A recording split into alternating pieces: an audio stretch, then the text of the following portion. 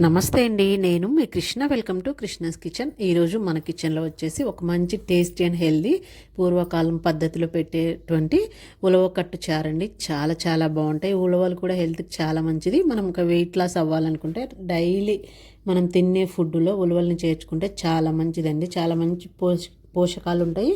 చాలా బాగుంటుంది ఆరోగ్యానికి. ఇప్పుడు ఈ ఉలవకట్టు చారు ఎలా తయారు చేసుకోవాలో చూసేద్దాం. దానికోసం ఇక్కడ నేను ఒక కప్పు వరకు ఉలవలు తీసుకున్నానండి. అంటే పావు కిలో వరకు ఉలవలు ఉంటాయి. వీటిని ముందు రోజు నైట్ నానబెట్టుకోవాలి. ఈ ఉలవల్ని నీట్గా చేసుకోవాలండి. మనం ఎంత బయట నుంచి కొనుక్కున్నా లేదా తెచ్చుకున్నా కానీ అందులో ఏ ఒక రాళ్ళు కానీ మట్టిపెళ్ళలు కానీ ఇలాంటివి ఉంటాయి. నీట్గా ఒకసారి చూసుకొని ఆ తర్వాత ఒక 3-4 సార్ల వరకు బాగా కడుక్కోవాలి.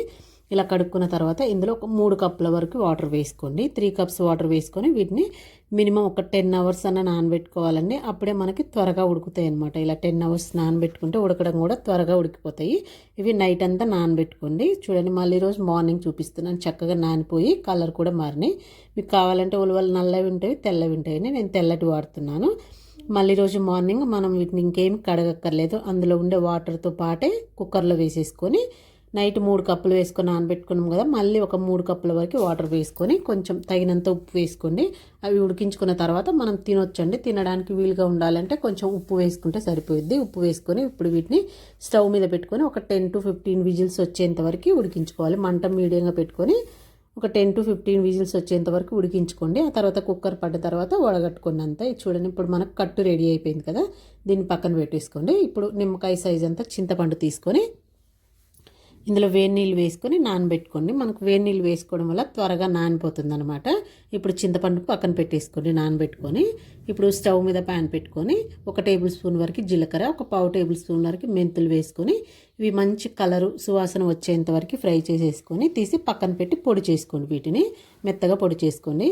ఇప్పుడు మనం కట్టు రెడీ చేసుకున్నాం కదా, ఇందులో నుంచి కొన్ని ఉడికించుకున్న ఉలవలు తీసుకొని మిక్సీ జార్లో వేసుకోండి. ఎందుకంటే ఉలవచారు మనకు ఆ కట్టు పల్చగా ఉంటాయి కదా, ఉలవచారు అనేది బాగా తిక్కుగా ఉంటేనే టేస్ట్ బాగుంటుంది. ఇప్పుడు ఉలవల్ని కొన్ని తీసుకొని మిక్సీ జార్లో వేసుకొని అందులో కొంచెం వాటర్ వేసుకొని ఇలా మెత్తటి పేస్ట్ లాగా పట్టుకొని పక్కన పెట్టేసుకోండి. ఇప్పుడు స్టవ్ మీద ప్యాన్ పెట్టుకొని ఒక 3 టేబుల్ స్పూన్స్ వరకు ఆయిల్ వేసుకొని ఆయిల్ వేడెక్కిన తర్వాత 1 టేబుల్ స్పూన్ పోపు గింజలు, ఒక 2-3 ఎండుమిర్చి వేసుకొని ఇవి కొంచెం ఫ్రై చేసుకున్న తర్వాత ఇందులోనే ఒక 5-6 వెల్లుల్లి రెబ్బలు సన్నగా కట్ చేసుకొని వేసుకోండి. టేస్ట్ బాగుంటుంది. ఇవి కూడా ఫ్రై అయిన తర్వాత కొంచెం కరివేపాకు, అందులోనే కొంచెం ఇంగు వేసుకొని ఫ్రై చేసుకొని ఇప్పుడు ఇందులో సన్నగా కట్ చేసుకున్న ఒక మీడియం సైజు ఉల్లిపాయ, ఒక 4-5 పచ్చిమిర్చి ఇలా చీల్చుకొని వేసుకొని ఈ ఉల్లిపాయలు పచ్చిమిర్చి బాగా ఫ్రై అవ్వాలండి. ఉల్లిపాయలు కొంచెం కలర్ మారేంత వరకు ఫ్రై చేసుకోండి.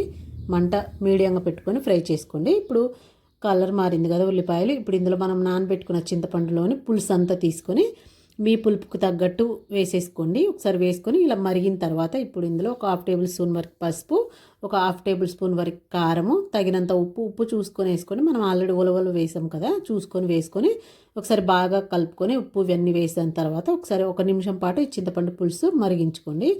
ఇలా మరిగిన తర్వాత మనం తీసి పెట్టుకున్నాం కదా ఈ కట్టు వేసేసుకొని అందులోనే మనం మిక్సీ వేసుకున్న ఉలవల పేస్ట్ కూడా వేసుకొని మొత్తం ఒకసారి ఆ ఉలవల పేస్ట్ అంతా ఆ ఉలవల కట్టులో మొత్తం కలిసిపోయేలాగా చింతపండు అంతా పులుసు కలిసిపోయేంత వరకు మంచిగా కలుపుకోండి. ఇప్పుడు ఒకవేళ మీకు ఉప్పు కానీ కారం కానీ పులుపు కానీ సరిపోతే అడ్జస్ట్ చేసేసుకొని ఇప్పుడు ఇందులో 1 టేబుల్ స్పూన్ వరకు బెల్లం వేసుకోండి. బెల్లం వేసుకోవడం వల్ల టేస్ట్ బాగుంటుంది. ఇంకా అన్ని పులుపు ఉప్పు కారంను కూడా బ్యాలెన్స్ చేసేస్తుందండి. ఇలా మొత్తం వేసుకొని కలుపుకొని ఇప్పుడు మంట పెద్దగా పెట్టుకొని పొంగొచ్చేంత వరకు మంట పెద్దగా పెట్టుకొని ఆ తర్వాత మంట తగ్గించేసుకొని ఇప్పుడు ఇందులో మనం వేయించుకున్నాం కదా జీలకర్ర మెంతులు పొడి చేసుకొని 1 టేబుల్ స్పూన్ వరకు వేసేసుకోండి. ఇందులో వేసుకొని ఒకసారి బాగా కలుపుకొని ఇప్పుడు మంట సిమ్లో పెట్టేసుకొని ఒక 15-20 మినిట్స్ మంచిగా దగ్గరకు వచ్చేంత వరకు ఉలవచారు ఉడికించుకోవాలండి. మనకి ఎంత దగ్గరకు వస్తే ఉలవచారు అంత బాగుంటుందన్నమాట. చూడండి, బాగా ఇంకా మీకు ఇంకా దగ్గరకు కావాలంటే ఉంచేసుకోండి. నేనైతే ఇంకా ఇప్పుడు దించేస్తున్నాను. ఈ మాత్రం సరిపోయిద్ది. మరి తిక్కుగా ఉన్నా కూడా కొందరికి ఇష్టం ఉండదు. ఇలా పెట్టుకొని సర్వ్ చేసుకున్నామంటే ఉలవకట్టు చారు రెడీ అయిపోయిందండి.